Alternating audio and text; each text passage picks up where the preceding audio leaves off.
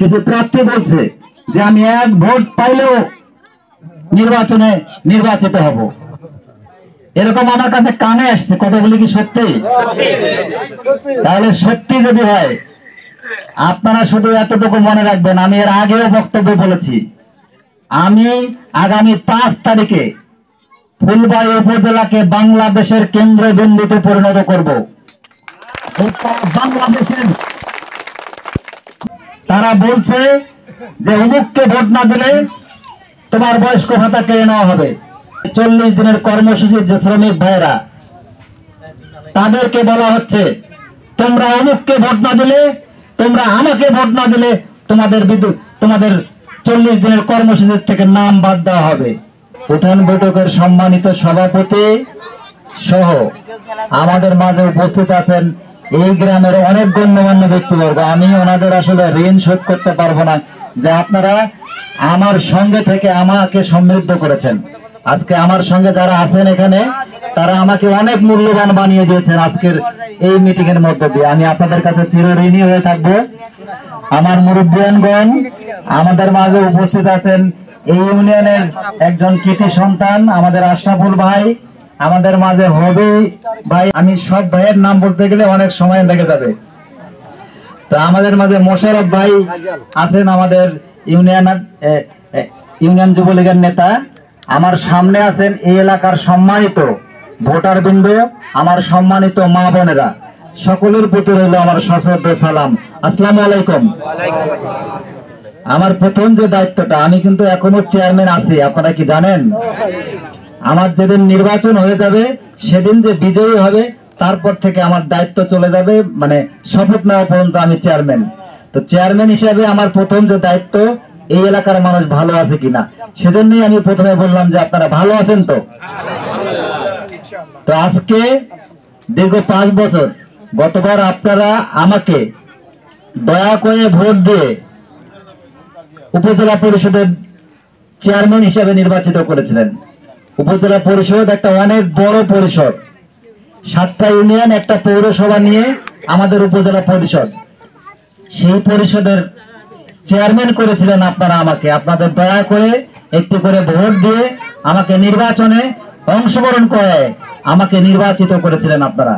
আমি চেয়ারম্যান হিসেবে নির্বাচিত হওয়ার পর দীর্ঘ 5 বছর অতিবাহিত করেছি। তারপরে আজকে আপনাদের দুয়ারে আবার এসেছি। আমি আপনাদের দুয়ারে আসছি, আপনারা নিশ্চয়ই বুঝতে পারছেন যে আমি আবার আপনাদের কাছে মোটরসাইকেল মার্কা হয়ে আপনাদের পক্ষে নির্বাচনে অংশগ্রহণ করে ভোট চাওয়ার জন্য আপনাদের দুয়ারে আসছি। আপনারা কি আমাকে ফেরাই দেবেন? আমার বুকটাই ভরে গেল আসলে। আপনারা ফেরাই দেবেন না, আমার আর বক্তব্য দেওয়ার দরকার হয় না। আমি শুধু এতটুকুই বলবো, আপনারা নিশ্চয়ই অবগত আছেন, গত নির্বাচনে আমি একটা রাজনৈতিক দলের কর্মী হিসাবে, ছোট্ট কর্মী হিসাবে আমি নির্বাচন করেছিলাম দলের হয়ে। সেটা নিশ্চয়ই অবগত আছেন আপনারা। দলের হয়ে নির্বাচন করে আমি অংশগ্রহণ করার পর আমি নির্বাচিত হই।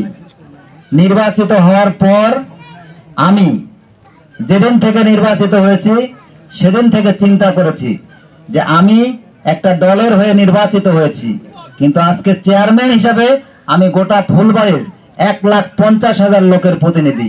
সেই জায়গা থেকে আমি কোনোদিনও কোনো দল বা কোনো মত দেখিনি। আমি সকল মানুষকে এক মনে করেছি। আমার উপজেলা পরিষদে যে দলের মানুষ গিয়েছে, যে মতের মানুষ গিয়েছে, আমি কাউকে কোনোদিনও অসম্মান করিনি, কাউকে কোনোদিনও খাটো করে দেখিনি, কাউকে কোনোদিনও ছোট করে দেখিনি। সেজন্যই কিন্তু আজকে আমি আপনাদের কাছে জোর দাবি নিয়ে এসেছি, আমাকে আবারও আপনাদের পাশে থেকে আপনাদের সেবা করার সুযোগ দেওয়ার জন্য। আপনারা হয়তো মনে করছেন যে আজকে নির্বাচন এসছে, আবার আসছে, কিন্তু আমি আপনাদেরকে হলফ দিয়ে বলতে পারি, আমার কাছ থেকে যদি কোনো দলের মানুষ, কোনো মতের মানুষ অসম্মানিত হয়ে থাকেন, তাহলে আমি আজকেই আপনাদেরকে কথা দেব, এরপর থেকে আমি আর নির্বাচন করব না, আজকেই আমি ইস্তফা দিয়ে দেব। আমি আপনাদের সঙ্গে বিনয়ের সঙ্গে বলবো, যদি আপনারা কেউ বলতে পারেন একজন মানুষ যে আমি ভিন্ন মতের একজন মানুষ আপনার কাছে গিয়েছিলাম, আপনি আমাকে অসম্মান করেছেন, আপনি আমার কাজটা করে দেননি, আমি করতে না পারলেও হয়তোবা আপনাদেরকে বুঝিয়ে দিয়েছি, এজন্যই করতে পারলাম না।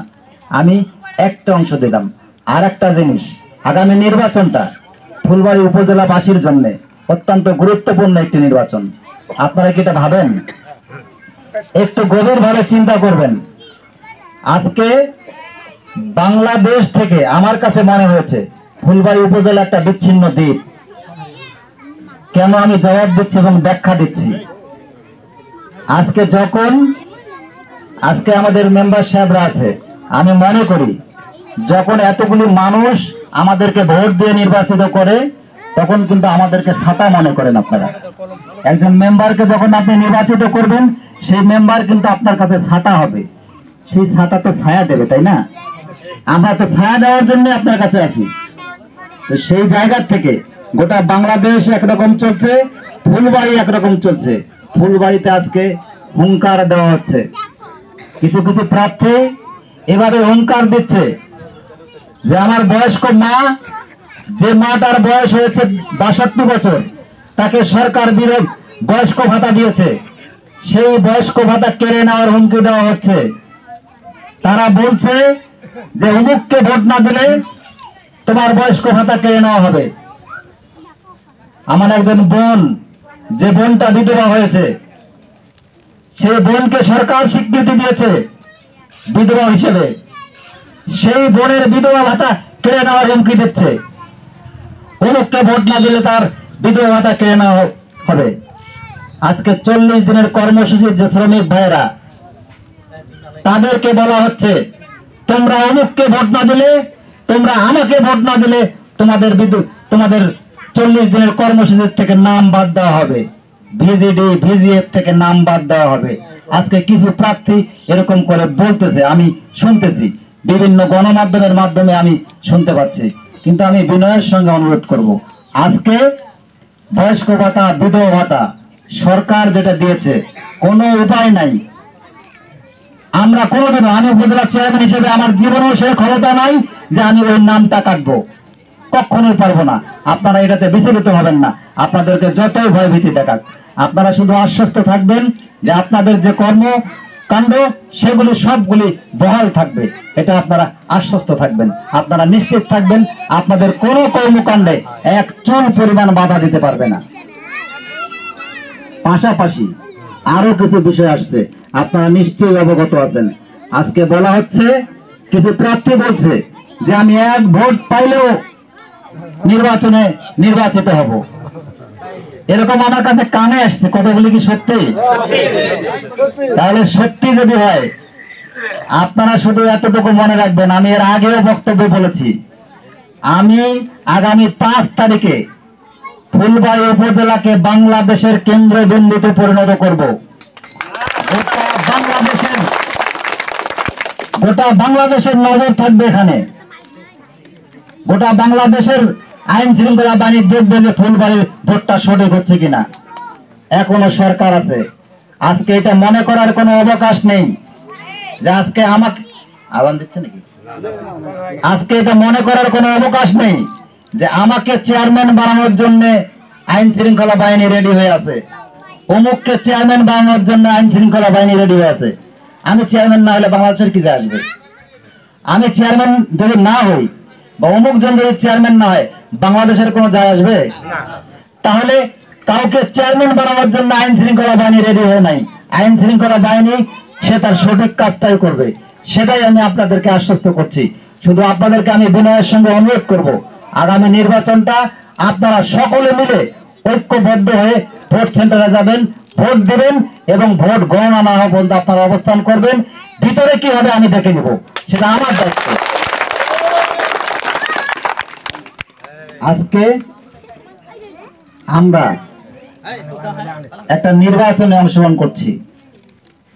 এই নির্বাচনে আমি কিন্তু আশ্চর্য হচ্ছি, এই যে হুঙ্কার দিচ্ছে ফুলবাড়ির মানুষ, আমাকে মাঝে মাঝে কিন্তু একটু কষ্টও লাগতেছে যে আমরা এত অসহায় কেন ফুলবাড়ির মানুষ। আজকে অনেক মানুষ আমাকে রিং করতেছে, রিং করে বলছে বাবা তোমার সঙ্গে আমার থাকার ইচ্ছা ছিল, কিন্তু বুঝছো না বাবা আমি চাপ, এরকম আমাকে বলছে। আমি বললাম যে কিসের চাপ বাবাজি? তো অমুক জায়গা থেকে রিং করতেছে, একেবারে উপর মানে অমুক জায়গা থেকে, আমি নাম বলতেছি না, অমুক জায়গা থেকে রিং করতেছে। তো আমরা দেখেন কোথায় আছি, আমাদের ফুলবাড়ির মানুষ এতটা অসহায় যে আমরা আমাদের নিজের মত প্রকাশ করব সেটাতেও আমরা ভয় পাচ্ছি।